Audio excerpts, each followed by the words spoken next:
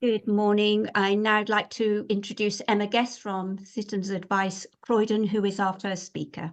Over to you, Emma. Thank you. Morning all. So just to start with, just to introduce myself a little bit in the service as a general, and then we'll go into the money management side of things. So I am Emma. I've been with Citizens Advice Croydon since 2016. And I'm currently working as an advice session supervisor and the project manager for all of our outreach projects. So in terms of citizens advice, I mean, everybody knows that we provide information and advice for people that live in Croydon. But the other things may not be as well known. So what we also look at doing is spotting patterns in problems. So we will look to see whether there are any trends or there's any recurrent kind of common factors that clients come into us and presenting us with.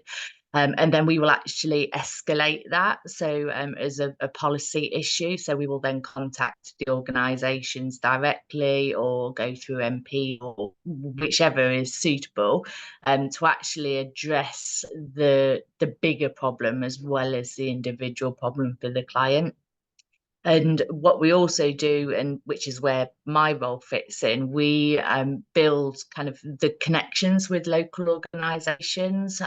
So we have statutory and non-statutory, lots of kind of social prescribers who can refer to us, other NHS services, and lots of other community organisations as well.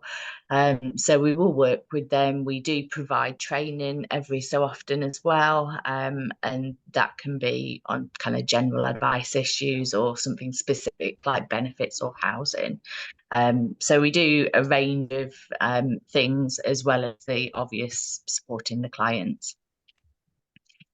So in terms of how we work, obviously I've just mentioned the main focus of our work obviously is to provide the advice to the clients. And as I say, the second strand is to improve the actual policies and practices that affect the wider population. And we are independent and we're obviously impartial. So even though we do get referrals, we might get referrals from the council, for example, we are there for the client. So it doesn't matter that we're partly funded by the council. It doesn't matter that they referred to us. We are there for the client and we will work completely independently and on behalf of the client to get the issue resolved. Obviously, we're free. And obviously everything clients will disclose to us are all the information is kept confidential as well. So anything that we do outside of that is with clients' consent. So we are a trusted, recognised AQS and FCA accredited advice provider. And we support clients with a whole range of kind of legal and consumer issues. So pretty much whatever the problem is and whoever you are, we can support to some degree, whether that, I'll talk a little bit about it shortly, but whether that is kind of giving them some information so they can help themselves really, or signposting. But actually we can provide kind of hands-on detailed casework, particularly with benefits, debt and housing. But other things, for example, I've had long-term employment clients and health and care clients as well that I've supported. So we will support and provide information on or advice pretty much on whatever issue a client presents with. And just to give you a kind of brief picture of the impact that we have. So this is based on the last financial year. So we dealt with over 4,500 clients, and they had over 30,000 different issues. I'm sure you will have all seen this, but a client very rarely will come with one problem.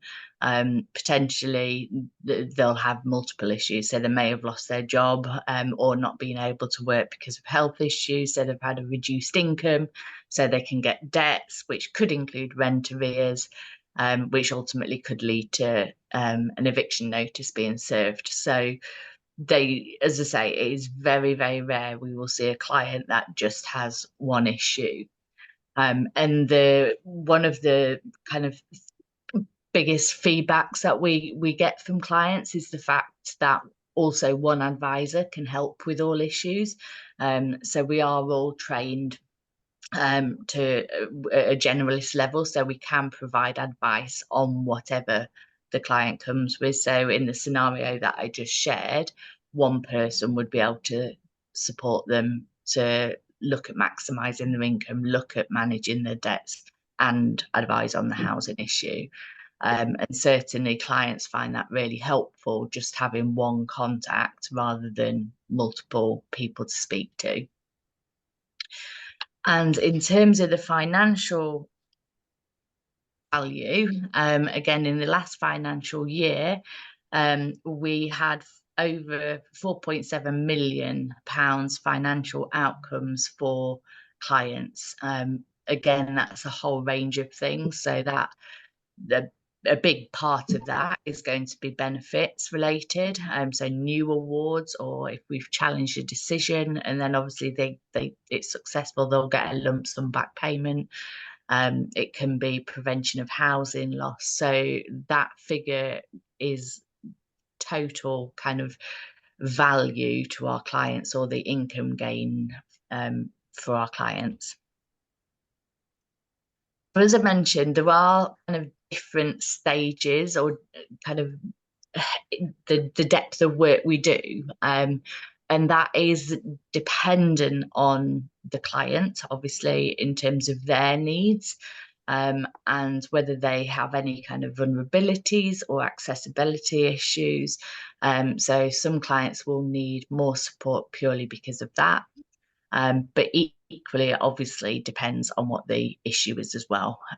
So if someone comes to us wanting information around kind of how to get a divorce, obviously we'd provide the information, and that would be all we can do. For any legal advice, they'd need to speak to a solicitor, which we would generally then signpost them to. We don't do too many referrals, purely because any casework that's needed, we can usually do it ourselves. So we don't do too much referring out. And then a big portion of our work is obviously the advice and casework. And that's where the money management side of things would fit in, because there will be a range of things that we would do to help with that. So the first thing that we would look at would be maximising the client's income.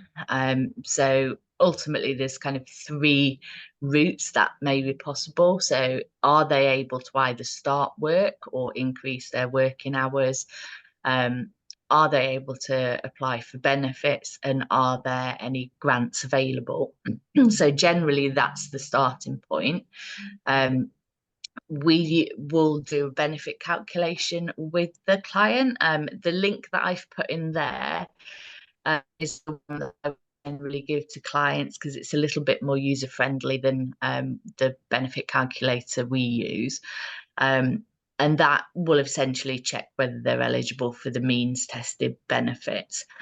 What we will also do now, as I'm sure you've heard, particularly with the tax credits clients, that they are now starting to receive migration notices to claim universal credit. So we can also calculate kind of the transitional protection, so the amount they will get added on, so they're not worse off. And we will support with kind of understanding the new award. Equally, with any of the benefits, we can help them to make the claim.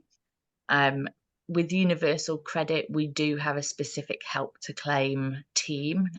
So we would usually add that to the help to claim list, for the client to be contacted, assuming they give the consent.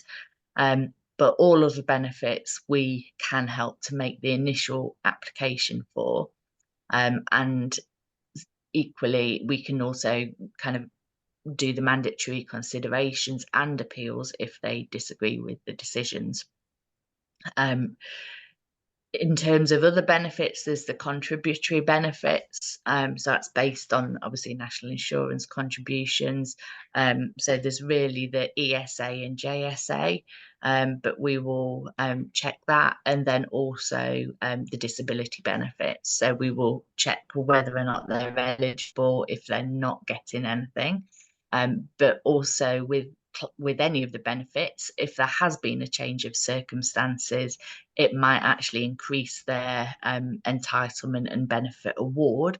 So we would also support them in reporting a change of circumstances, and then generally just for the disability benefits, we would then help complete a review form as well. In terms of grants, you can again look to the Turn to Us website, which is where that benefit calculator link is. And you can search for grants as well, and you can search for them obviously based on location, but also on kind of if you've got a specific health condition, or if you have worked in a specific kind of employment sector. So there's a whole range of different grants available as well. Most of them would probably need a reference, or even for an agency to make that application on their behalf. And again, that is something that we would be able to do. So essentially anything around benefits or grants, we can support the client with completing those. What is also available is discretionary housing payments. Essentially, the success of applications isn't as high as it used to be. I think partly because of the circumstances of the local authority at the moment. They used to be able to apply if you had rent arrears. You still can, but there has to be kind of a real solid case, really, of how the client is going to manage the rent moving forwards, because otherwise they're not going to really offer a DHP if there's no indication of how the client can manage when that ends. There's also the council tax hardship scheme. So that was initially put in place the year when we had the 15% hike in council tax, and they still have that in place. So if you're getting a discount on council tax, so sole occupier discount, or council tax support, the benefit, you can still apply for the council tax hardship scheme as well, if you're struggling to make the current payments for the current financial year. On top of that, and this isn't widely known, but you can also make a Section 13A discretionary reduction. So because obviously there's limits in terms of how much would be contributed through the hardship scheme, and the benefits are based on their individual circumstances. If they are still struggling, you can apply for a Section 13A discretionary reduction. But with that, it is only based on the current financial year. So even if they have arrears from the previous year, any discretionary reduction can only be applied to the current bill. So all of the previous arrears will still stand. The Household Support Fund, technically it did end on the 30th of last month. We did have a meeting with the council yesterday, actually, but we are actually still waiting for an update in terms of what is happening with that.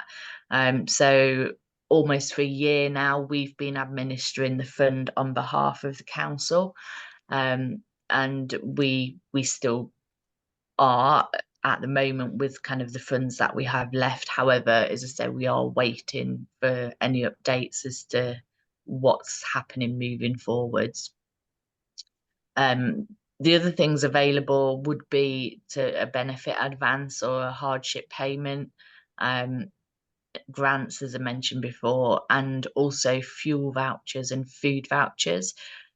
So fuel vouchers can be issued through the Household Support Fund, but once, as I say, the current pot has finished, we also have the ability to issue fuel vouchers through the Fuel Bank Foundation.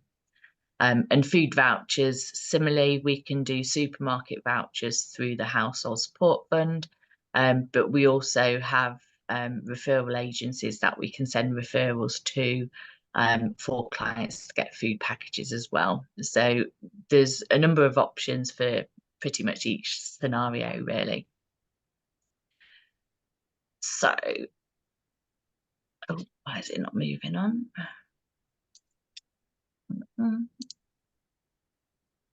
Okay, so once we've looked at maximising income, we'll then look at reducing the expenditure.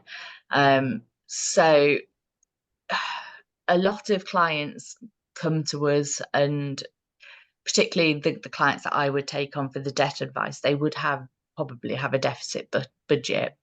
But actually what you're finding when you're looking at all the financial statement is they're actually prioritizing the wrong thing. So kind of whilst it's a question of kind of, are they deciding between food and fuel, really, which are the priorities?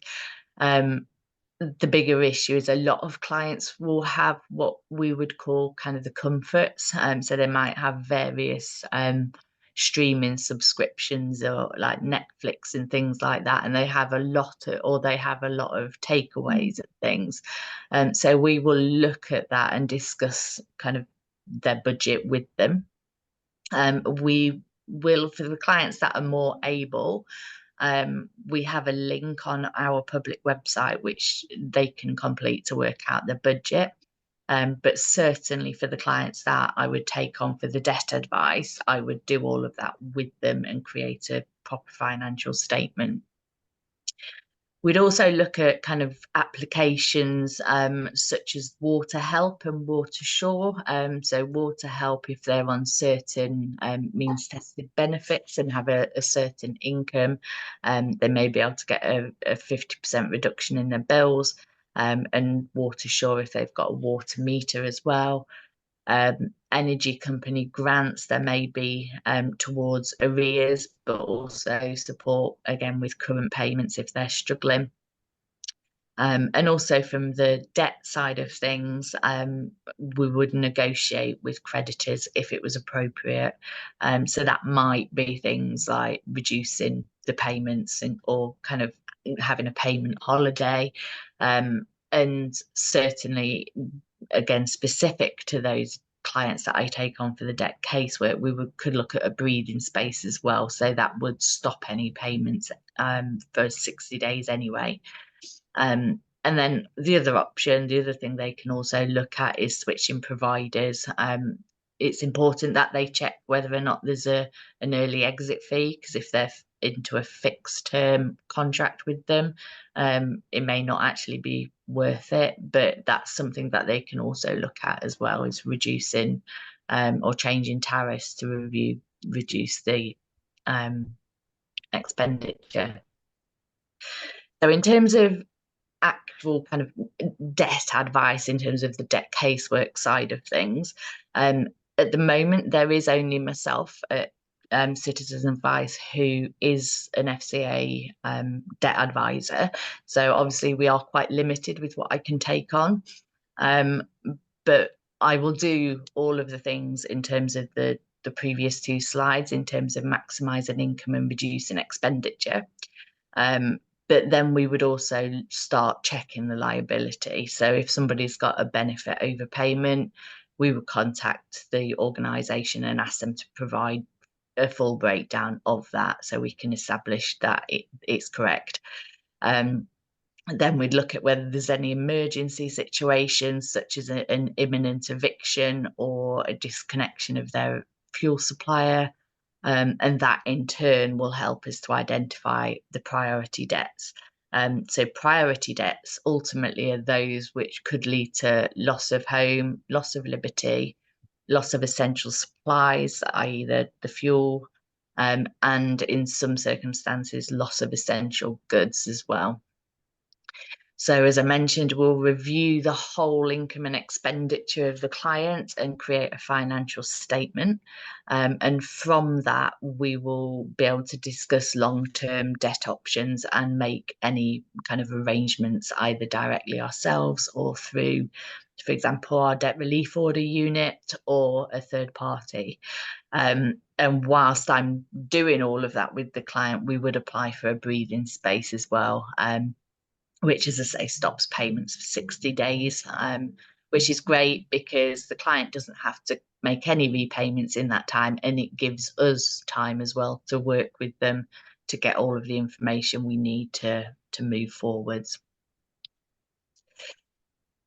So in terms of how to contact us, from the client's point of view, they can either call our advice line number or they can fill in our online inquiry form.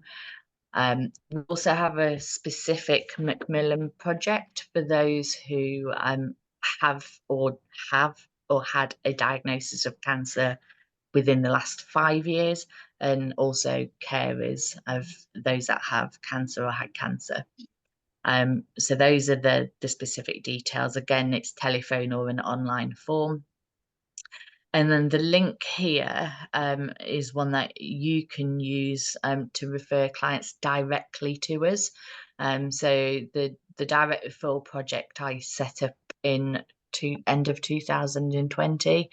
And essentially it's to help those that are more vulnerable and would struggle to contact us directly. So various referral agencies have that link, and as I say, it's one that you can all use as well. So that is a Microsoft form, and it comes straight through to the teams that I manage. With that option, the client doesn't have to contact us themselves. So you get the consent to do the referral, and then we phone the client. And generally we phone them. Well, we always phone them within 3 working days of getting the referral, but usually it's either on the day or the day after, depending on capacity. So it's also, clients find it a lot easier and quicker as well to come through the referral pathway. If they do want to see us face to face, unfortunately, due to circumstances beyond our control, we're not able to work in the office. But we do have 3 outreach sessions. So for any kind of new issues that a client needs to contact us for the first time, they can come to the community hubs. We will see them there. If they've got a problem with council tax, they can ask the council to book an appointment with us. So we go into the council every Wednesday for council tax issues. And then we also have an advice hub at St Albans on a Thursday as well. So there are various options for the client, both by telephone, digitally, or face-to-face if that is their preference. And I think that is me. So any questions? I think we've got a few minutes.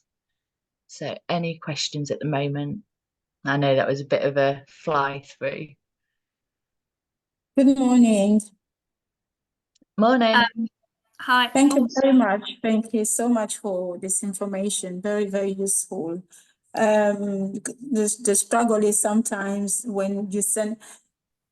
First of all, the trouble is we didn't. I will say we, because many patients came back to me and say we can't find Citizen Advice Bureau. Where is Citizen Advice Bureau in Croydon? Is it either Croydon or Fontanive? Because currently I'm using a system where Citizen Advice Bureau in Croydon is not there. It's the one in Sutton. So being in Croydon, I'm obliged to use the one in Sutton, and unfortunately they're outside the borough and they get rejected. Yeah. So Yes. I think Mhm. if you are the same Cuja, I think you do refer to us actually. I mean, whilst there is an office that client can come to, we are very much still working.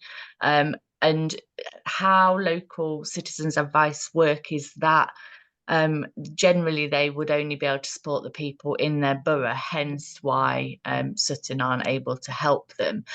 But all Croydon clients can still access us. So the last two slides give all the contact details. So either, as I say, you can continue referring clients to us, the client can contact us directly, or they can come and see us face to face. So they can pick which option is best for them, and they can certainly then come and Okay.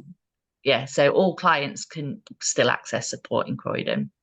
So are you receiving my referral via Sutton or via Croydon?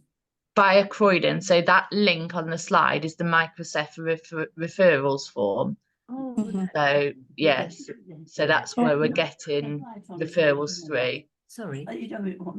Could you kindly send those links into the chat, please, so that we can direct to our email, because it looks like it's or would you email us the slides so we can have those Yeah, details? I think Kay was going to email the slides anyway, I believe. So yeah, the That's link correct. is I'm going to do that Lovely. after this meeting with some meeting notes and yeah. That's lovely. Thank you very much. Yeah. Thank you. Okay. Sarah, I think you were next. Yes, so two questions. One is waiting times, just a kind of understanding of, whether, there is a waiting list. How does it work? How long does it take for a person who is referred or self-refers themselves to be, not be seen, obviously physically always, but being supported. And the other question was from the chat. I don't know if you had a look at the chat, but there is a question from Philip. I'll just read it out quickly. Oh God, sorry, it's in different parts, so I'm kind of right. So it's got a basically a personal question around his situation and universal credit, having to claim universal credit for his housing. Yeah, I just wonder whether maybe the best way forward would be for Phil to, kind of fill in a self-referral form with the link that you provide and then take it from there. Yeah, so the link that I provided, it's not a self-referral. It's for third-party agencies to refer their clients. But certainly, the second thing on that list was our online inquiry form through our website. So that would be the one to fill in. So yeah, we would then pick that up. So what I can do, Emma, is maybe while we are moving to the next speaker, what I'll do is copy and paste those links from your slides and put them in the chat so that everyone can see them. The people were asking for them to be on the chat, so I'll do that. Okay, yeah, and just quickly with the waiting times, if a client is referred to us by the third party, as I say, we will always contact them within 3 working days. If a client emails via the online inquiry form, we usually say round about 5 working days to respond. And then obviously with the advice line, if they call, they're spoken to at the point they call. So the longest they would really have to wait is around about 5 days. Emma, you mentioned food and electricity vouchers. Could you explain a little bit more about how easy those are to access? And I'm thinking about clients who we come across for the first time who may not have food or electricity and need those things quite urgently. Are you able to explain how we can access those, please? Yeah, so when we speak to the client, obviously we will get kind of a picture of their circumstances, and if they need So particularly with the fuel, if we're doing it through the Fuel Bank Foundation, they need to be at imminent risk of disconnection or not have money to top up.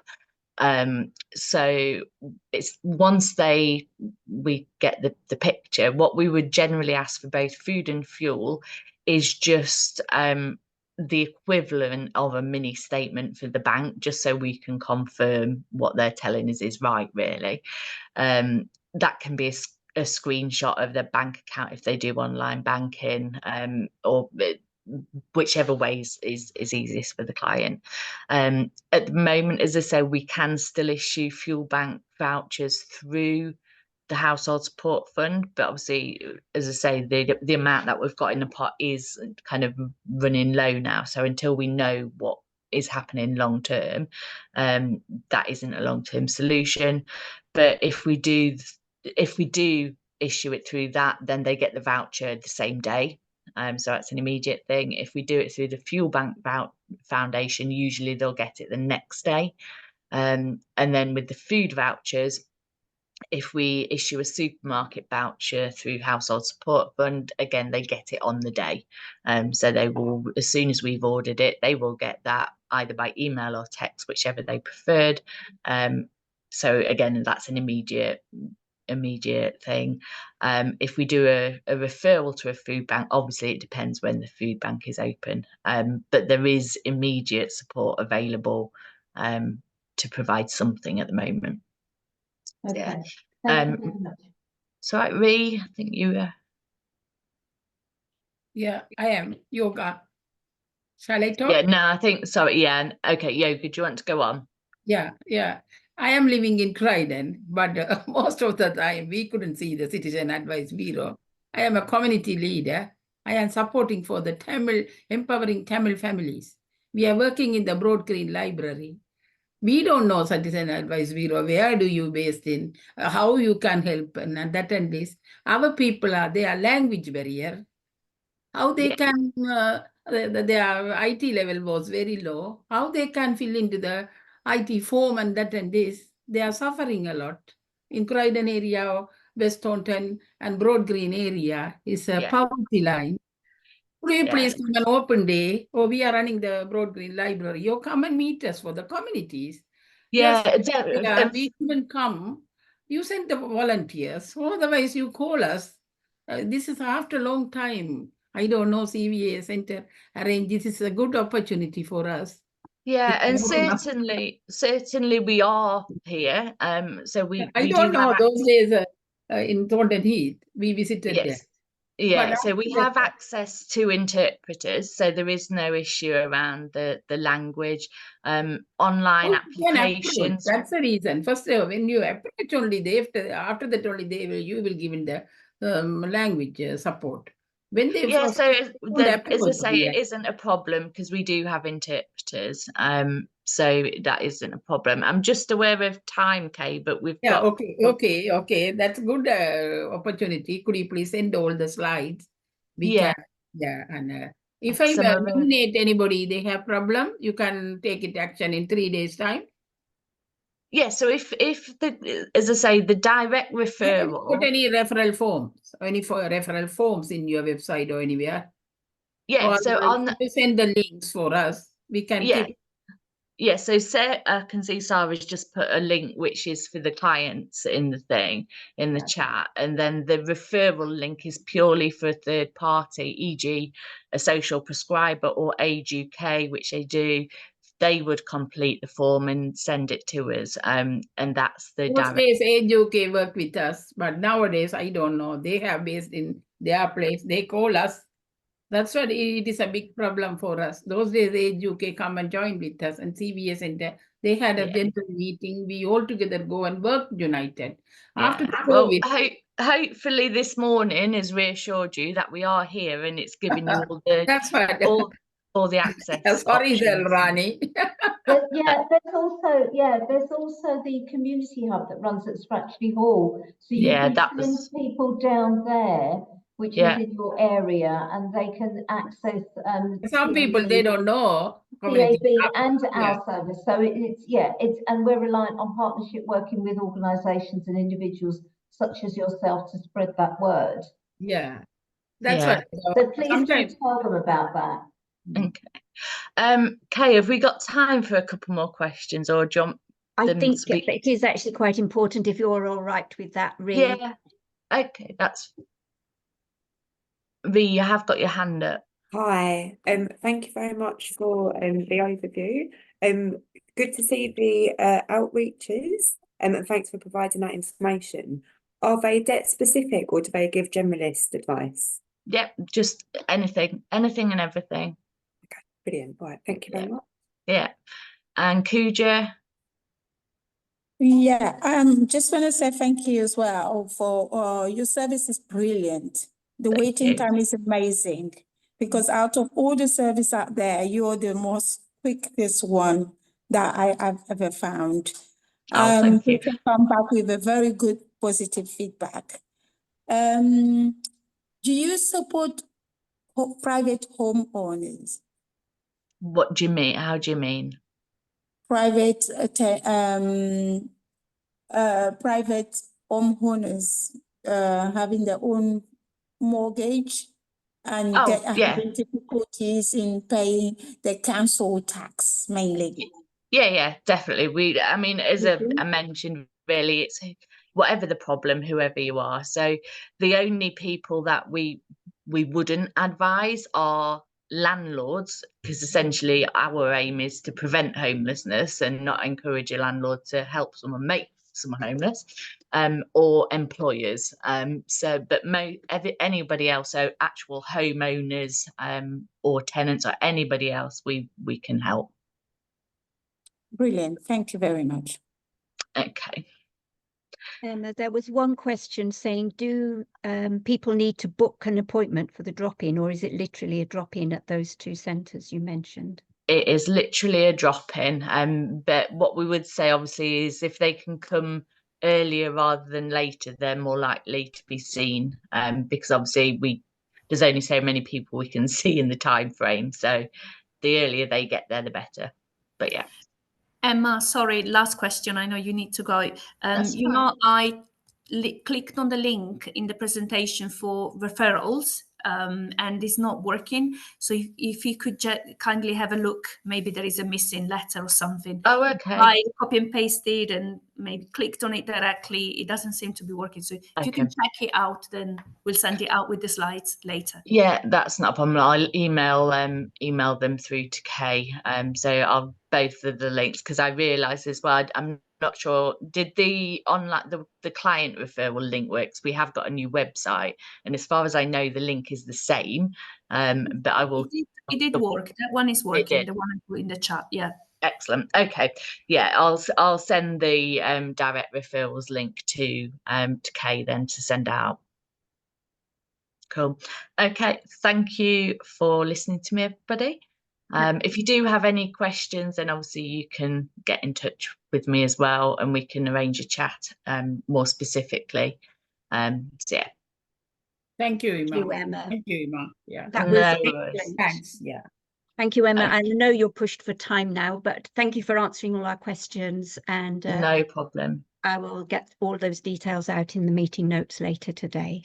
So Sure. thank And you. if there's any other questions, people can pop them in the chat and I will respond to them. So Brilliant. Okay, thank yeah. you. All right. Thank you Thank all. you. Thank you. Bye. Hello, Ree, we have you next on the list. Do you want to share your screens? Yeah, Let me yeah, just give you do that. permissions to. Oh, give me 1 sec and I'll just get the screens up.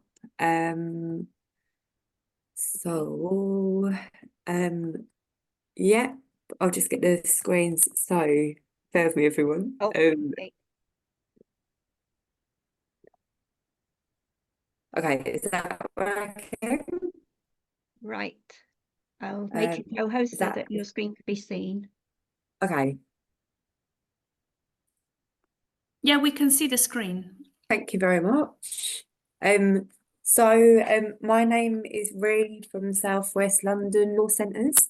Apologies if any of you joined the meeting last week, because you might have already heard a bit about me and the Law Centre. But in case you want to refresh, or if you weren't able to join last week, South West London Law Centres, this is our 50th year in operation, which is fantastic news. However, it's pretty devastating that a lot of the same injustices affecting our community are still affecting our community 50 years later. Luckily, as a law centre, we work with the community to achieve social justice, and we do legal action with the community. So today I'm here to talk about our money advice, which is one element of the law centre. And I can echo what was said earlier. If people haven't heard of our service, please, from the information that is provided today, please help us in reaching the communities that you work with by sharing this information. We exist to work alongside the community to achieve social justice, and we really want to be embedded in the community and have striven to do that for the past 50 years. So I'm going to very quickly give an overview of our money advice service. So our money advice, kind of similar to what Emma from the Citizens Advice was just going over. We are a free of charge legal advice charity. And what we help with through our money advice service is rent arrears, utility debts. So utility is a bit of an abstract word sometimes, but what it means is gas, electric, water, council tax arrears. In Croydon, we obviously had the 15% increase in council tax last year, and then another around 5% increase this year, which has devastated a lot of our community. There was also some changes to council tax support, which has also affected our community. So one that is in council tax arrears, please do encourage them, or if you are in council tax arrears, please encourage them to get advice, because sometimes there are more charges added onto council tax if you have arrears. So it's really important, as with most debts, to get, or all debts, to get early advice to avoid any more charges being added onto them. So other things that we would advise on are unsecured loans, which are things like catalogues, credit cards, payday loans, long-term options for debt, for your debts, problems affording your essential bills. Obviously, everything is increasing at the moment, and there has not been a benefit increase or wage increase for a lot of us for a very long time. So for a lot of people, there are issues affording essential bills. The other things we work with is working to maximise your income. So that's similar to the stuff that Emma was talking about. So that is making sure that you are getting all the income that you're entitled to. So that might be all the benefits that you're entitled to. I did a talk yesterday with a local school, and I got the impression that a few people were concerned about accessing benefits and felt that there was maybe a bit of a stigma, or that accessing things would affect their credit score. I just want to reassure people that as a society, we pay into a system that is to be a support network for when we are not able to afford things, or when we have a health problem or long-term illness. And we have a support network through social security benefits that are there to help us when we need it.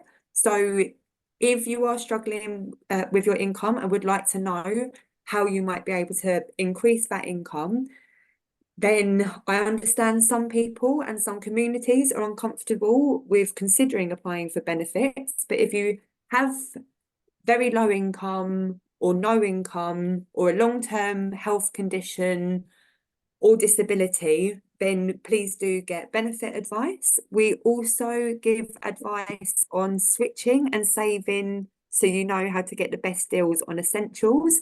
My colleagues, this isn't my area of expertise, but my colleagues, when I hear them talking about how to save money on bills, how to get vouchers, how to look for the lowest cost on things, it's really informative and useful and has really influenced the way that I shop and how I look for deals. So also that's quite a handy thing. What we don't deal with is challenging parking fines and challenging benefit overpayments. So that's just a little overview of what our money advice can work with. We also do free webinars, which are online talks, they're lunchtime talks. So all of you are welcome to join that. Again, I understand some people in our communities aren't online, but as community advocates, which I think a lot of people that are involved in CVA are, the idea is to kind of give people the tools that work in the communities so they can continue spreading information about our rights. So the free money webinars, I'm just going to click on that so you can have a little look at that. And I encourage people to sign up for them. So the top one is manage and maximise your money. So that will actually be from our money team leader, Ronnie Marsh, and that will be more in-depth information. So I'm just giving a little overview about the service we provide, whereas she will go into essential bill management, income maximisation strategies rather than an overview, securing entitled benefits and practical tips for reducing expenses like household bills. So that is on the 18th of October. So I really encourage anyone who is interested, and I assume if you're on this call, that hopefully you do have access to online facilities, please do consider joining that. We also have Universal Credit and Overview. So that's on the 23rd of October. So even if you yourself aren't on Universal Credit, you may encounter someone who is and just needs a little bit of guidance. And you might just learn some knowledge that you might be able to share with others, or for yourself. One day you might be on Universal Credit. Disability benefits is a really important one. There's a lot of, I think, misinformation. I hear people in the community being discouraged from applying for disability benefits and kind of believing that they are not eligible and they shouldn't be eligible. And I really encourage people to consider, if they have a long-term health condition or disability, to consider at least looking into the disability benefits just to see if it's something that they could be entitled to. Or if your child that if you have a child that you care for or parent that has a long-term health condition or disability, they might be entitled to a thing called disability living allowance. You might sometimes have heard that referred to as DLA. Then for adults, it's personal independence payment, which you might have heard referred to as PIP. And then attendance allowance is for retired people. So again, I would really recommend attending this overview on the 16th of October. Carers and benefits on the 7th of November. So if you care for someone, then you might be entitled to a benefit for the care that you provide. Then we've got council tax discretionary reduction. So Emma mentioned that a little bit. So this is a little known option where you can apply to the local council to have all or part of your council tax debt written off if there is no way it can be afforded now or in the foreseeable future. So this, as I said, is a little known option, but it's a really, really, really important one. Councils obviously don't shout from the rooftops about how to cancel all of your council tax debt. But so because it is so little known, I really recommend attending this one. So that is on the 23rd of October. Subject access request to your medical records, that's the 7th of October. And discretionary housing payment is the 17th of October. So these are all kind of things that would help increase income potentially. So if you want to attend any of those, I'm sure CVA will share that information with you following this meeting. So there are webinars and workshops. I'm just going to go to our projects, and we've got a cost of living project as well. So we do a thing called Turn Up Tuesdays, which is in our Croydon office.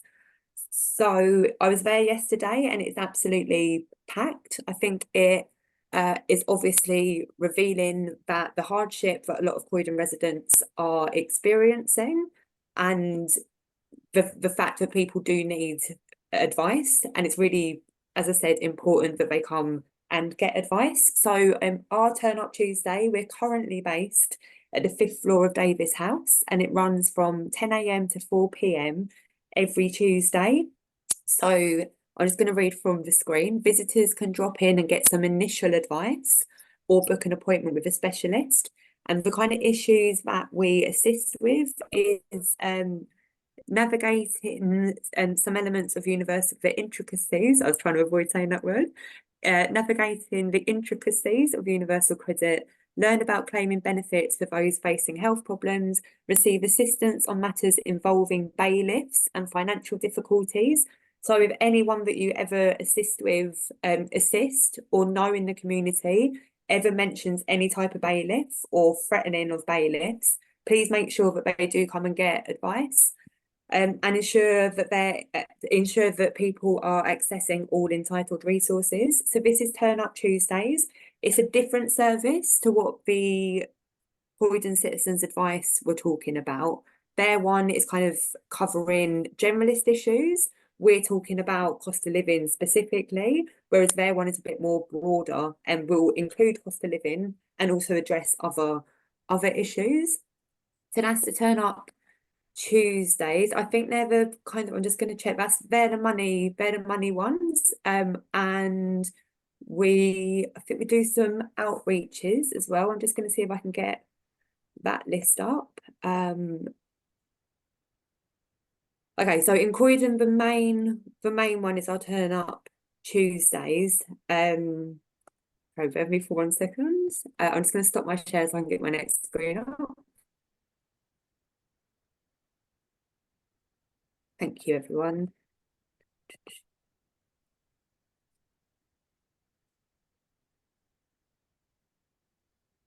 So I think this is it. Okay, thank you, everyone, for your patience. So this is the cost of living events. So as I mentioned, every Tuesday, Turn Up Tuesday in Merton Horizon Centre. So some people will be on the kind of Merton Horizon Centre.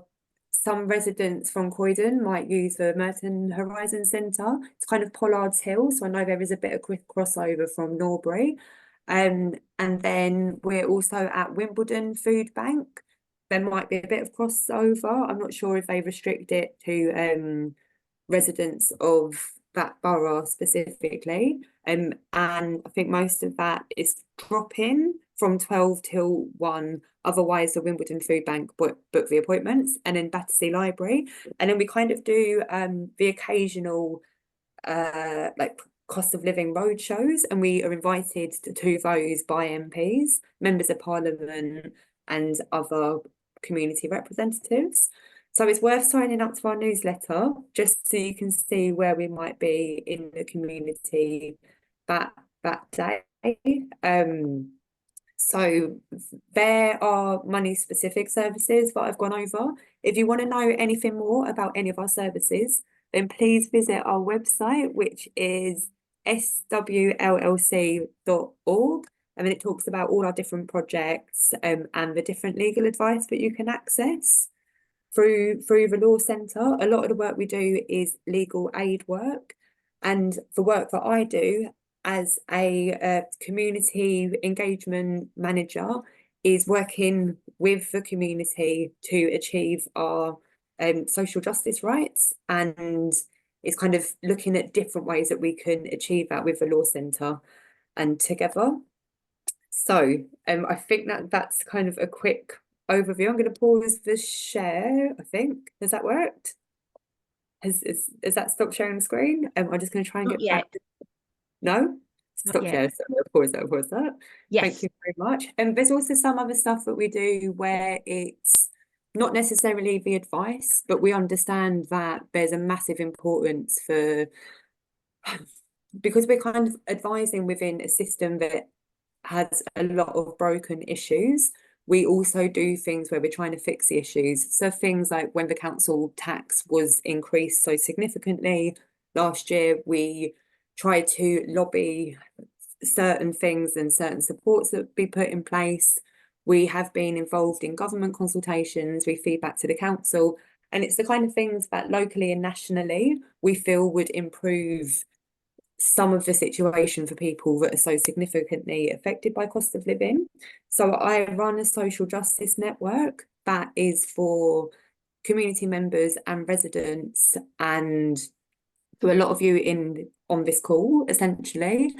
And that is, we invite people to kind of shape the social justice action that we do. So as I said, some of that might be responding to consultations, some of that has been meeting MPs. We met with a group of MPs a few years ago and took them to an estate in South Norwood that had really bad disrepair.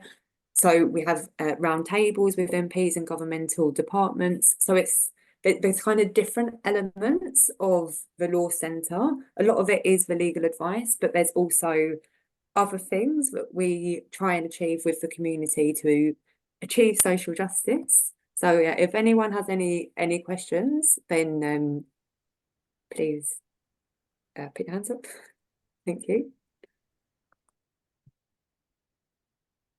Thank you, Reid. We're running quite late now, so what I would suggest, if people put any messages, either I'll put out your email address so that they can email you directly, or if anything crops up in the chat, I will forward them to you. But thank you very much. No problem. And I will send the links and the webinar details, the things you've mentioned. I've made some notes and I will send them out with the meeting notes later today. Okay, thank you so much, Reid. Can I add something? Sorry, Kate. Yeah. I don't know if you're staying a couple of more minutes, but there are some questions in the chat already. So maybe if you've got the time, you can answer them on the chat. Sorry, I didn't see that. That's fine. There are a couple, just a couple. So if you've got the time. Is that for me or is that for No, I think they're for you because they were sent after Emma left. Would you just I'm just struggling to read through the chat. If you've seen any of them, would you try and ask me? Okay, yeah, sorry. God, sorry. Phillips.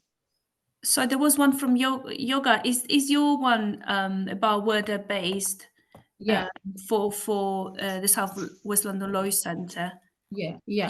So there was one question for Yoga. She wanted to know where you're based. And then there was a question from Philip. He said he would need, for example, some help with debt issues that he suffered due to DWP. Is this something you cover? I guess these two for now. Okay, so we're currently based, our main office, so we have a law centre in Wandsworth and Merton, and our Croydon base is in Davis House on the fifth floor of Davis House. So that is our current location. We, as I said, do a drop-in on a Tuesday. It's not for generalist issues, so we don't have a generalist drop-in like the Citizens Advice does.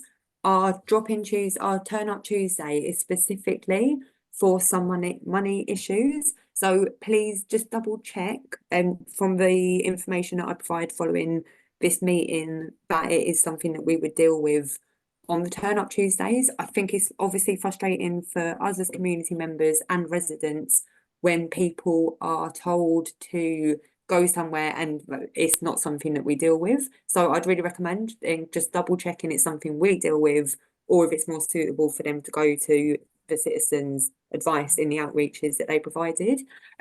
Philip, I'm really not sure of your situation, and if it is, I'm not sure if it's an overpayment. I don't know if we've got time to discuss it now. You're welcome to go to the Turn Up Tuesdays if you're able to look through to see if it's something that we deal with. Otherwise, if it's a more generalist issue, I would recommend going to the Citizens Advice outreaches that they mentioned, and because I'm not sure if it's a UK related issue or what it is, and I think we're kind of out of time to go into it. And if you do go to wherever you decide to go, just take all of the papers that are kind of relevant to the case, so you can give a little bit of evidence. Thank you.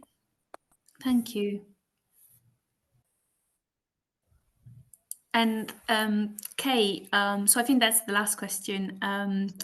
Kay, Barbara wanted to know when her slot is. Yes, I've replied to her directly. Oh, you did. She's Fantastic. after Silverani from Age UK, who is about to speak.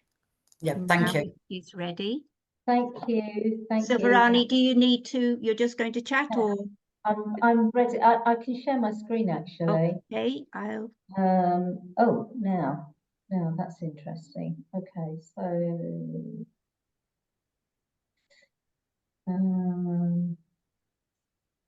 oh, I can't see how to get onto. I've got everything ready, but I can't see how to get onto. Right, look. Do you know what? I'm just gonna talk. Sorry about that. I've got everything lined up and ready to go, but it won't allow me access to it for I'm some not reason. doing. Kay, I think you need to move the co-host Yeah, from right. Reed to Silverani. Yeah. So Okay, let me try your again. co-host now. You should be able to see the green button at the bottom. It says share Yeah, screen. I can see that. So I'm on that, but it's not showing me where my main page is. It's going into individual files, and I don't know why that is. Okay. Okay, so it's not going into where I've got my files set up and ready for access. So I can send the emails, sorry, the slides to you to circulate with the recording of this, if that would help. Excellent. Thank you. Okay. All right. So I was just going to go into very briefly the what we offer.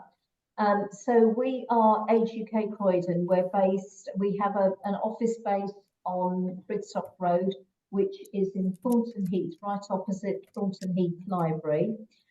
We offer a number of services from here, including our advice and information service. Our personal independent coordinators, the PICs, are based here. We have a healthy lifestyle program, Live Love Later Life, based here as well and around the borough. We also run a Health Smart program, again, which is all around the borough, offering support with exercise and health issues as well.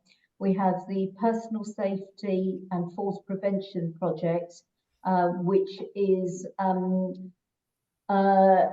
it provides support for people who need mobility aids and equipment in the home.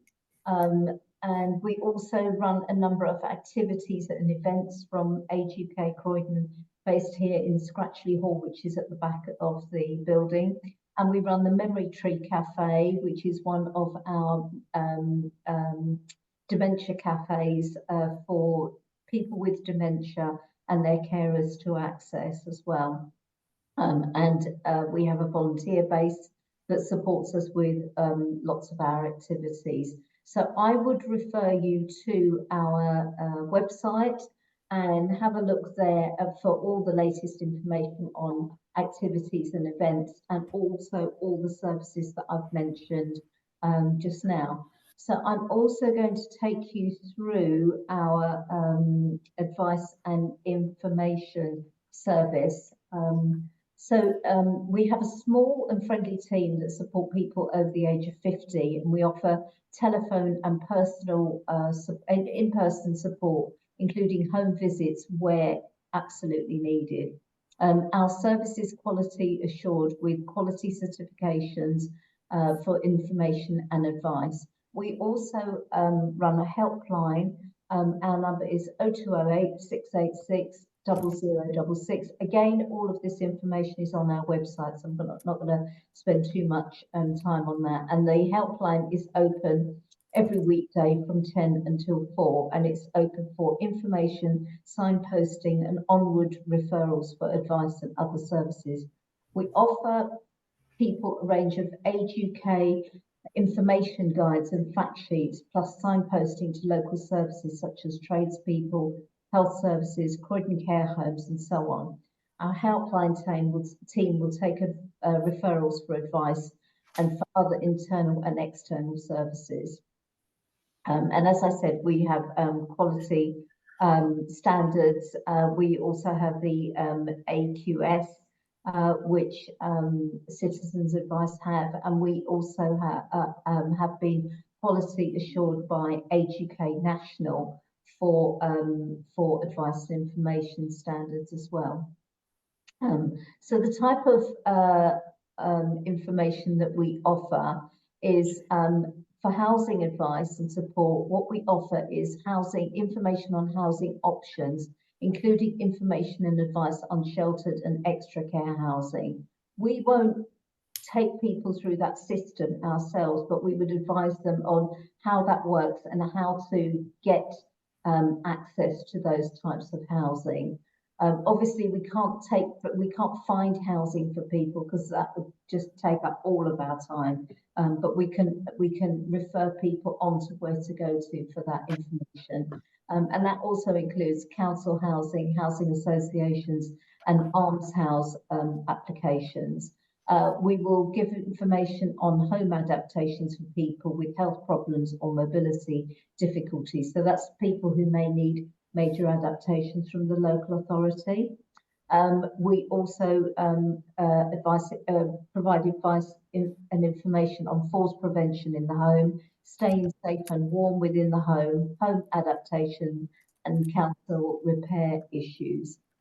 We offer information on benefits and money advice and support with benefits checks, attendance allowance, council tax support and housing benefits. And I'd just like to mention there, we also offer information on council tax discretion for people who have had a diagnosis of dementia as well. So they're entitled to council tax exemption. Plus other benefits for pension age people and consumer issues such as consumer rights and problems with dealing with bills. Just as importantly, what we do not offer is, and what we cannot offer because we don't have the capacity, as we are only a small team, we can't offer information and advice on debt management, financial advocacy, wills and lasting power of attorney, immigration, appeals and tribunals, and housing follow-ups. But we do signpost people with those queries to organisations such as Citizens Advice and the Croydon Health and Wellbeing Space and South West London Law Centre. Thank you.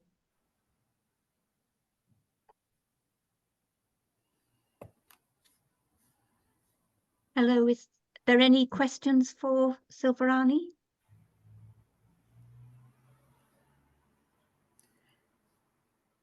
Silverani, I guess it would be very useful if you could add in the chat maybe you know, the information, kind of basic information about you know, where you're based, and then maybe if you know, telephone numbers and kind of online forms or email addresses, just so people don't have to wait for the slides. That would be great. Yes, sure, I can do that just now. Thank you. Thank you.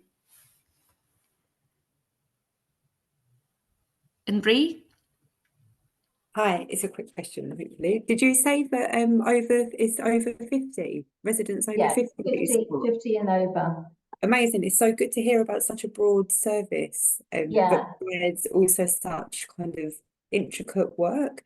And I think same with your presentation, because what we're trying to avoid as much as possible is duplication. But where we can work in partnership or alongside each other, I think it can work quite well. But I do have to say, I think all of us would agree that we're all oversubscribed as well.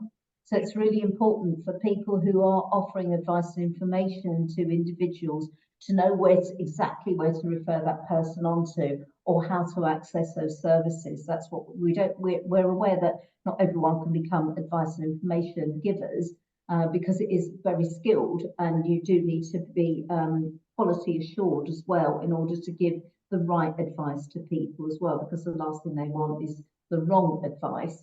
You know, it is important to know exactly what is out there when it's running. And I would also say to people, you know, do have a look at what's online as well. We've got lots of fact sheets at Age UK National as well, that you can access through our website, and please do that. And it's written in a way that's really easy for people to understand as well.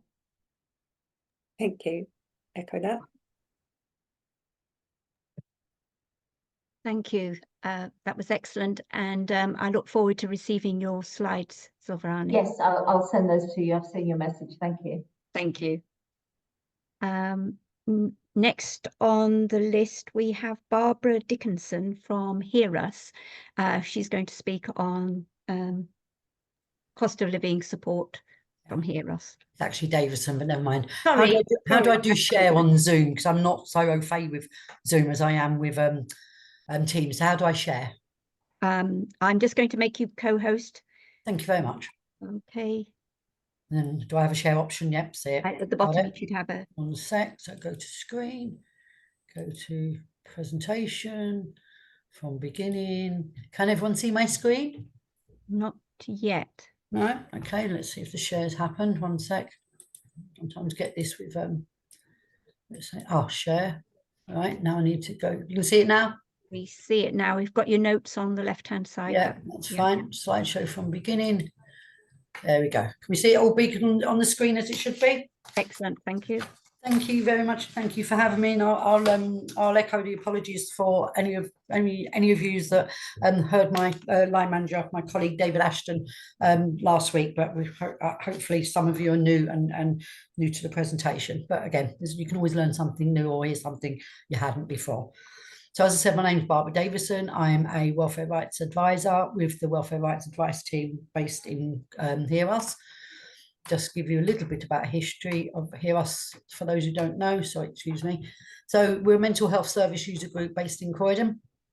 We're a voice for mental health service users. We have a number of different projects within our standalone charity. As I said, I'm from the Welfare Rights Advice Project, which we acronymed as WRAP. We also run an open forum first Tuesday of every month, virtual, and it's for anybody who has an interest in mental health that lives in the borough of Croydon. Very well attended. We have a really good quality guest speakers. Could be anything around dietitian or mental health related, because we're a mental health charity. Dietitians, medication side effects. It could be various different projects coming in to explain, like we're doing today, a bit more about what they can offer and to whom. We do link working, which is more known as peer support. So we have a team that go into mental health services run by SLAM within the borough, and they connect with current service users as ex-service users or carers themselves, and gain information about their experiences straight from them. And then that's fed back to the ICB, which are funders that fund the health services in our borough and other boroughs. And as I said, they're made up of service users like myself. Everyone at Hear Us has lived experience of mental health, some level or another. We've relaunched our campaigning, and we have a colleague of mine, May, who's currently looking at employment and mental health and stigma around that, which leads into the Reach Out Anti-Stigma project, where we go into frontline services and we do presentations about what it's like to live with our mental health, what works when we're in crisis, what doesn't, triggers and factors and things that people need to take into account when supporting us when we're unwell. So there's quite a lot we do with a very little funding and a very small team, but we're very proud of what we do and where we've come from. Hold on 1 sec, I've got my notes separate. I'm not very good at this techie stuff. I just talk from the cuff far better.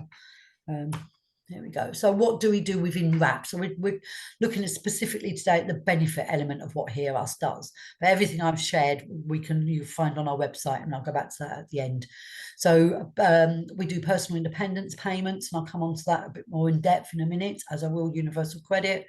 We are still supporting people with employment support allowance, because not everything's migrated over to universal credit at the moment.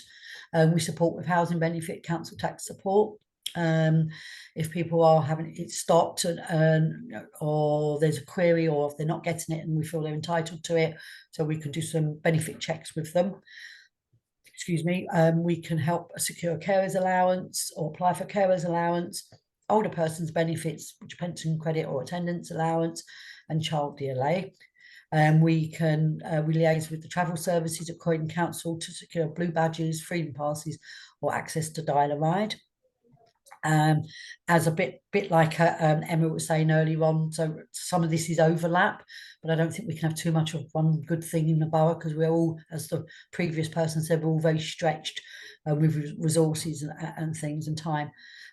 We can support with discretionary grants, which seem to be shrinking all the time as we speak. Food bank referrals are a big one for us, and referrals to social inclusion services, which some of you are involved in and hope have experience of us doing exactly that.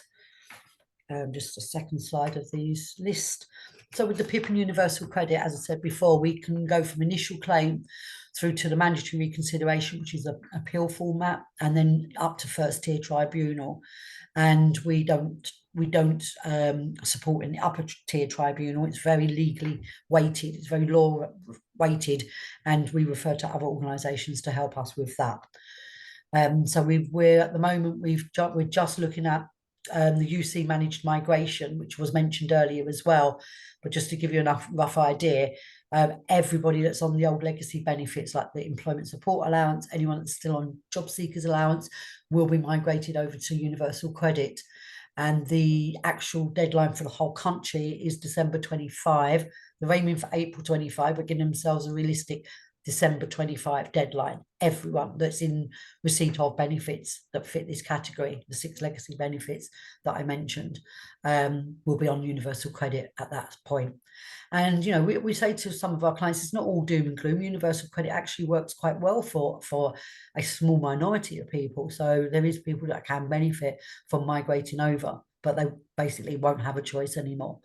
And I'm not sure if any of you knew, I'm sure the sort of people that work in this area, we was one of the test areas for the country. So we've sort of been working with this since 2019, but that was on a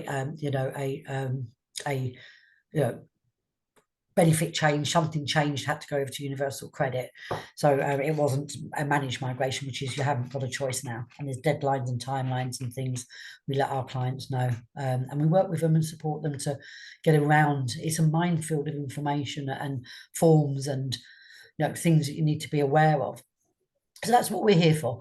We do benefit eligibility checks for people that we have come into our contact, either through the link working, through the reach out, and aren't getting particular benefits. And we just, we can invite them in and go through and see if they are eligible for things they're not actually claiming.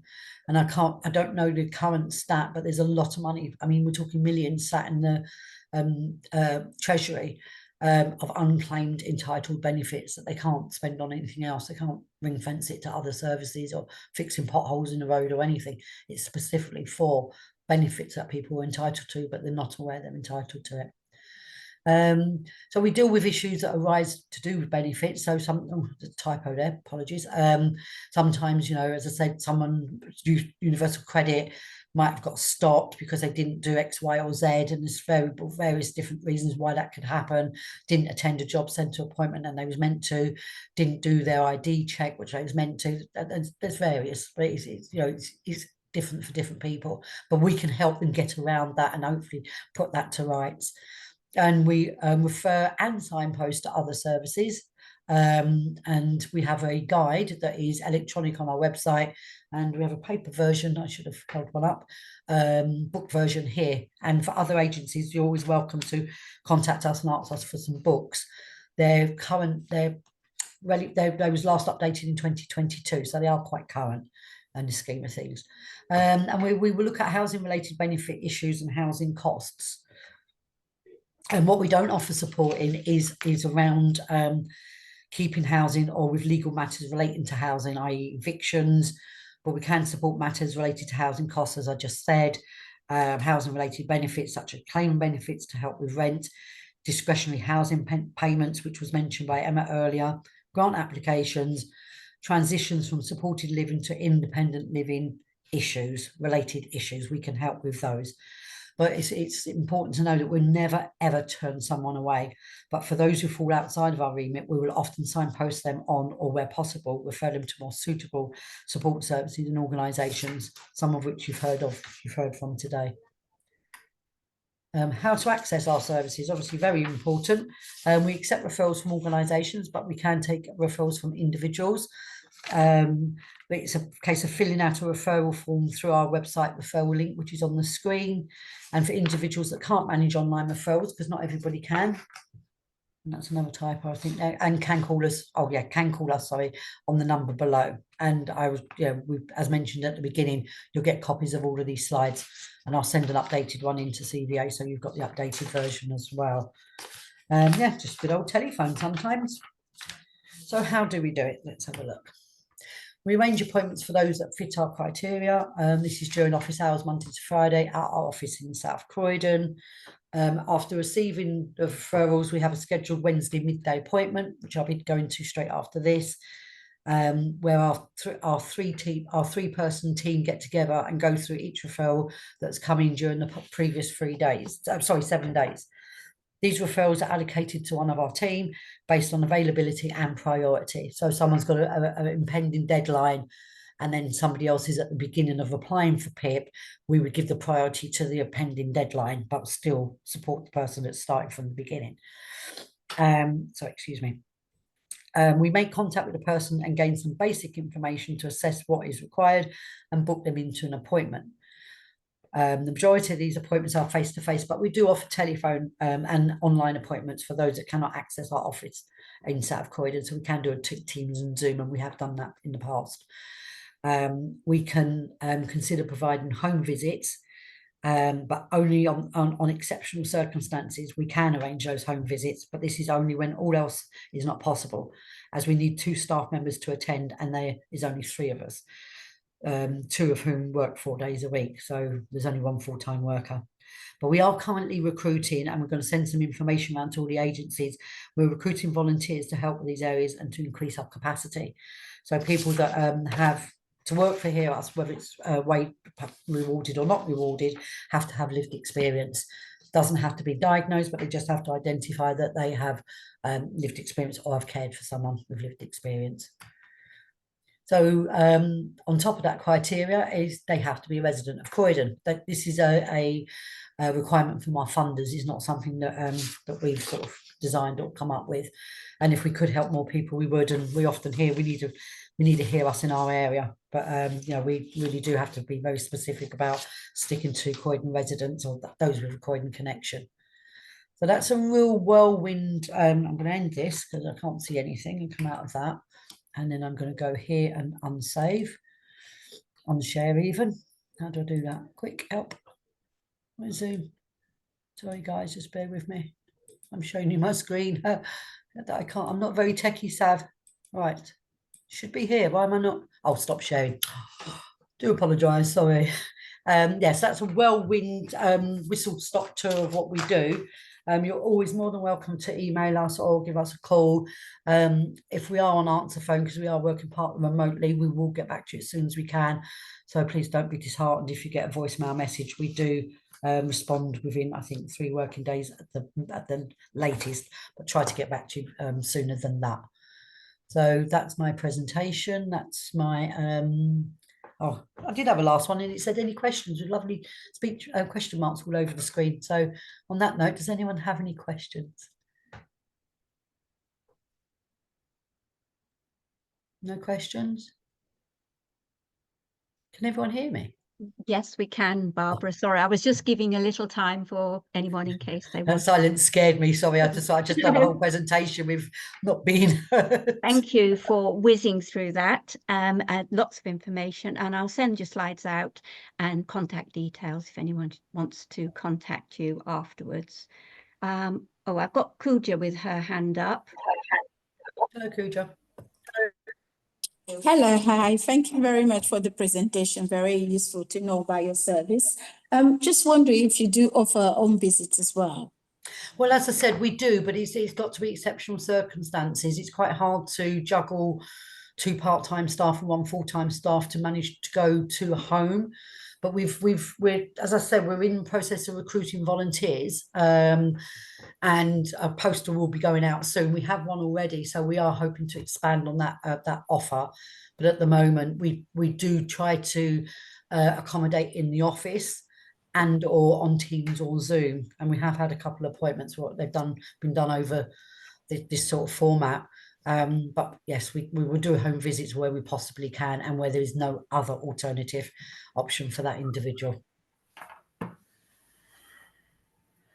That's lovely. Do we have to fill in referral form, or Yes, is there any I direct should have contact? left my screen up, shouldn't I? I put that in the chat, but I'll give you the actual link, direct link to the referral form. But people can self-refer, so you don't have to have an agency behind you. You can sort of signpost someone who you feel is able to refer themselves. Obviously, not everybody is, so those who need support, please do support them. But it's even for someone who's a tech, phobe as myself, if that's the right word. I most probably would prefer someone help me do that if it's something that I haven't navigated before. But I'm just putting it in the chat for you. So let's take that off. So yes, they can self-refer. You can refer. It's really basic information. So we just need to know what the person's name is, what the contact detail arrangements are, and what their area of benefit support they need. And as you said, as you saw from the list, it's quite extensive. I mean, we are doing. Sadly, it's a reflection of the situation at the moment. We're doing a lot of food hub referrals. So, we're in touch with Trust and the normal suspects, Pearly Food Hubs and etc. To secure much needed food for some people in the borough. Yeah. So that's that. So I've put the I don't know if I've done that right, so apologies if I haven't, but I've put the link in the chat. It will be on the presentation as well that you'll be receiving. And then, as I said, we've got the good old telephone as well, so I can put in the chat. That's easy. And please just give us a call. 681 688. There we go. Yeah. That's the phone. So if you've got any queries, I mean, no question. I always say no. I used to manage the peer support team here. I've been involved with Us for 12 years, and I've been out of mental health services myself as a service user for 12 years as well. That's how I found Us. But there's no such thing as a silly question. No, so please do call with anything you've got, any queries you've got. And if we, as I said in the presentation, if we cannot support them, we will either signpost or refer on to somewhere that can. Okay. I think on that note, I've got to say au revoir. That's the extent of my French for you all for the morning, because I've now got my 12 o'clock wrap meeting. So thank you for those who've done presentations. It was really useful, and it's always good to reconnect with services and sometimes find out about what services do that you're not aware of. So it's been very insightful for me, and I hope you enjoy the rest of the presentation, and get in touch if you need to. Thank you very much. You're welcome. Take care. Enjoy the rest of the day, everybody. Thank you. Bye. Stay well. Bye.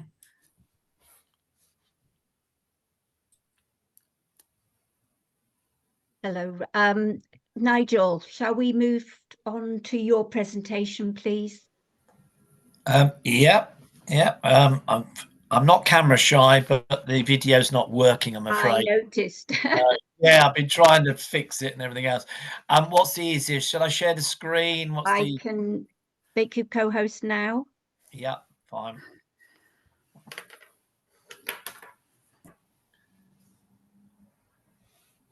Have you got that? I'm just checking. Right, I'm trying to share the screen. Let's see.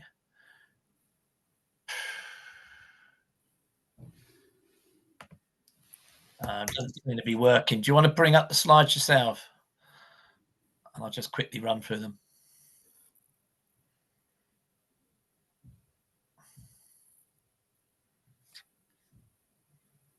Is that okay? Sorry, yes, I'm just having a look to see if I can find them. It's not, the share is not working. So. Just one moment, That's all right.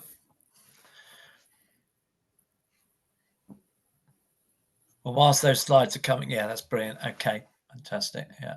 No, not. Not this one. The PowerPoint I sent. Yeah. Yeah. Sarah, are you able to access that? Oh, okay. Hold on, I'm gonna try. If you sent it around by email, I'll I find did. I'm trying to get out. I like Barbara, it's not my hot thing.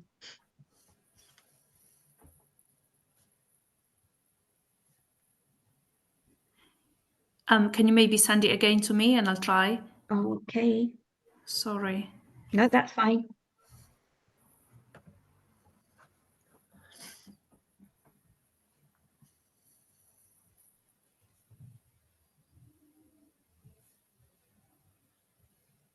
Whilst this is coming on, I'll just do an introduction. So it's Nigel Davidson from Christians Against Poverty. We've heard a lot this morning about the services, and I think that one of the points that I think was well made is that we need to be very careful in terms of what service is best for the individual, and that not to feel that we're in competition with each other, but actually to collaborate. And I think that's an important message. Christians Against Poverty is a very personalised service, either offering home visits or actually offering face-to-face courses. So it's very much about people who that is actually going to be of more use for them, rather than expecting them to be able to come to an office or come, on a phone call. So that's one of the big differentiators between Christians Against Poverty service and others that you have actually heard this morning. I think we're just coming up now. Brilliant. Okay, move on. Yeah, so here we've got the 4 key services that CAP offers. The debt help is its core service. We've heard a lot this morning about helping people out of debt. CAP is really there for unmanageable debt. That's people who've got a whole myriad of debts, and they really need somebody to come alongside them face to face and really work through that. And we have a group of people in Bradford who do all of the work similar to the work that's been done, for example, like locally at Citizens Advice Bureau, and that they're all trained experts in that area. So what happens with CAP is the CAP partners with local churches. People go and make appointments. They're visited in their home, so they have the face-to-face contact, and that's really just to get to know them, help them through all the various issues they've got, and then ultimately resolve the debts through the support of the head office. So people with unmanageable debt, that's the place to actually go to. The 2 other areas there, job clubs and life skills, are courses which are run, typically 7-week courses. There is currently a job club being run at Purley Baptist Church, which started last Monday. And for job clubs, it's pretty obvious. It's about helping people into employment, particularly those people who might be underemployed at the moment, getting a better job.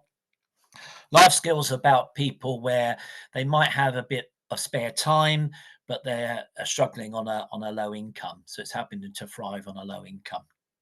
And the final service is the money course. And I'm just going to go on to the next slide now and just dig a little bit deeper into what money coaching is about. So it's a 3-week course. Again, we've heard a lot about money, helping in terms of money. This is actually a course which is a face-to-face course, and 3 main aims: building a successful budget and sticking to it, discovering an easy way to keep track of your money, and avoiding overspending and unmanageable debt. And the course is very much of 3 weeks. It builds on each other. First week, you get a feel for where you are with your managing your money. Then you get access to an online budgeting tool. You put in all the information, you come back and review whether it's balancing or not, and if it's not, what you can do to stretch your money further. And then the final week is very much bringing things together and also looking particularly if there are significant issues. Everybody gets a free My Money journal. Go on to the next course. So how to use the services. We've been talking about how to access. For the debt help, it's an appointment. All the person needs to do is call that free phone number. That will be answered by our team in Bradford. They will then look up the postcode. For Croydon, there's 2 debt centres, one that serves the north of the borough and one which serves the south of the borough. So we're fully covered. So the person just puts that postcode in and will be allocated an appointment. And then at the appointment, the debt coach and a befriender goes to visit that person and works with them through to becoming debt-free. For all the other services, the website's the place to go. There's a tab there, Get Help Near You. All you need to do is enter your postcode and you'll see the nearest course that's being run. Some of those will be within Croydon, some of them will be just outside, but anybody can attend wherever they actually live. I think final slide for me was a bit of an endorsement. That's actually from somebody you'll be very familiar with, Martin Lewis. And, I think it's fair to say that when it comes to giving debt help, that CAP is very much the one, particularly that case when it's unmanageable debt and it needs a really thorough overhaul. And that's very difficult to be done in a short appointment in another service. So that's really the differentiator between CAP and the other services that you actually have heard about this morning. And that's the contact point. If anybody wants to contact me, I don't think there's really time for, I think I was minus 30 minutes when I came on, so I wouldn't sort of have any questions now. But if anybody wants to email me, I'm very happy to answer those. Thank you.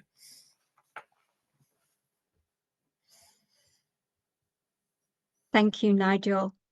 That was excellent. And I will send out your presentation slides and contact details in the meeting notes. The next on the list, I have Megan. Are you there, Megan? Yeah, I'm here. Just make you, have you got a slide or are you just going to chat to us? I have a slideshow. Okay, so I'll make you host. Cool. Thank you. Megan is from Read in Partnership, and she's going to share how they do financial support for job seekers. Yes. So can you see? Yes. Perfect. So I'm going to turn my camera off because I feel like it distracts me when I do PowerPoint. So yeah, as said, I'm an employment advisor from Read in Partnership. So can I interrupt you? Sorry, I do apologize. Can everyone hear like an echo? I don't know if anyone is not muted. Can they please mute themselves? I think that would help. It normally does. Perfect. Is it okay now? Still an echo? Still echo, but it's not that that annoying. It might be my headphones. Keep going. Don't worry about the echo. It's not that bad. Cool. So yeah, so we're employability programs. So we help support individuals who are facing challenging barriers to get into employment. So we're mainly working with job seekers who have disabilities and or any health conditions. So our program helps support unemployed people from Croydon, Richmond, Kingston, Merton and Sutton. So as well as employability, obviously, we cover some money management things. So today I wanted to speak about the better off calculation. So within the first 8 weeks of joining our program, participants will go through something called the better off calculation with their employment advisor. So we know some people are sometimes hesitant to begin work or go back to work because they feel as though they're going to lose their money instead of gain money. So sometimes it's just a quite big fear of losing their benefits. So the better off calculation was created to show individuals how better off they would be in work. So it shows individuals how their benefits could be affected dependent on their ideal hourly wage and how many hours they would want to work, the benefits they would still be entitled to and what they may lose, and how much benefits they would get whilst being employed. So we recognize that this transition into work is not always simple and straightforward, and some people are hesitant, as I said before, because they feel like they're going to lose their benefits. A common one is their housing benefits. That's what they normally come to us and say, oh, our housing benefits are going to get messed up. That's what happened before. But obviously, this is something that is out of our control. However, it's good to know that we do integrate and signpost to other companies and organisations. I think a common one that we always refer to is the Croydon. A lot of them, actually. Sorry, I've just totally forgotten what it's called. But yeah, there's a lot in Croydon that we normally signpost to. So even today, coming on here, and I've been listing down the other organisations that I don't already know, to just even refer them to them as well. But yeah, Citizens Advice is someone we normally refer to. So yeah.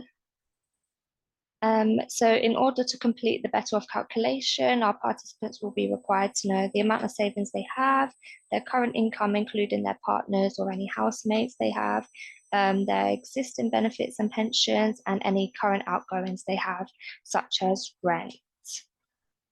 So this is an example of the output and input of what we put in. So on the left is what we would input as the participants' ideal contracted hours or hourly wage. So sometimes this is what we do at the beginning, so of what they would ideally want, and then sometimes at the end when they've actually got employment and they want to work out quickly how much it's going to affect. So for example, the participant I've used, they were going into working a 38-hour week at minimum wage. And then on the right is the results. So we can see weekly, 4 weekly, and monthly. I've just put it down as weekly. So we can see here from this, they're going to be £456.42 per week better off in work. So it takes into consideration what their current income is, including any benefits or universal credit, and then they compare it to, well, what would happen to that if they was to be in work for 38 hours a week at £11.44.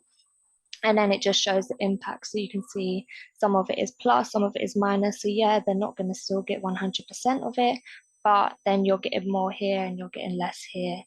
So it just takes into consideration that. As well as that as well, we're also able, so I wasn't able to put a picture of it on, but you can also input other details such as their travel into work, how much that may cost them, any clothing costs, the childcare cost, that kind of thing. So you can actually see exactly what their take home would be. So yeah, that's pretty much it. So if you would want to refer anybody to our program, we are taking on referrals. So this is a link that can be used once the PowerPoint is shared, or you can just go to online on the Work Roots Work and Health program, or just contact me or my Strategic Relationships Manager directly. So my email's in the chat already. Ursula's is just ursula.johnston@reed.com. And then, yeah, any more information you would want to know about universal credit and beginning work as well can also be accessed on this link. But yeah, very short and brief. Thank you, Megan. Are there any questions briefly to ask Megan?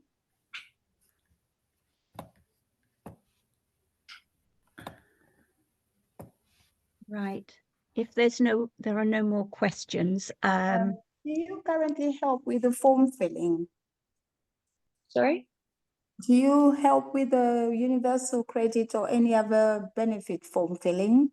So majority of our participants are already coming from universal credit. So a lot of our referrals come through from the job centre.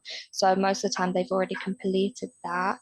We don't necessarily help with it in our appointments. It's something that a participant would discuss with their employment advisor if they're not already on it.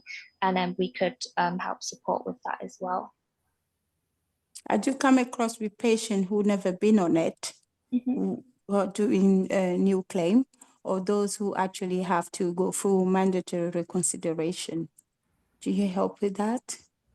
It can depend because ultimately we are about employability, so we're helping more with employability.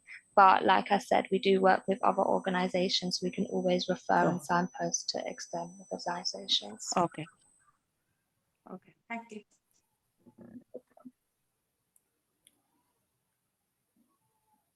Okay, thank you. Thank you, Megan.